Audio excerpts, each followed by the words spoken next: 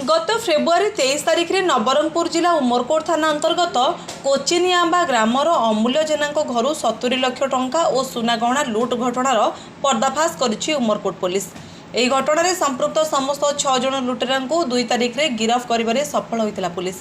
से समय 21,33,000 टंका, एक अर्टिगा कार, एक स्कूटी, 30 ग्राम सुना गहना जबत करा जायथिला।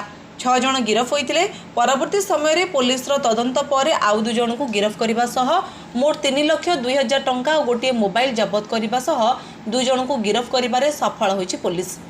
धारणाबेड़ा गाँवर खिरोज भकत और चैतन्य हरिजन एने एक प्रेस मीट्रे सूचना देइछंती नवरंगपुर अतिरिक्त एसपी आदित्य सेन।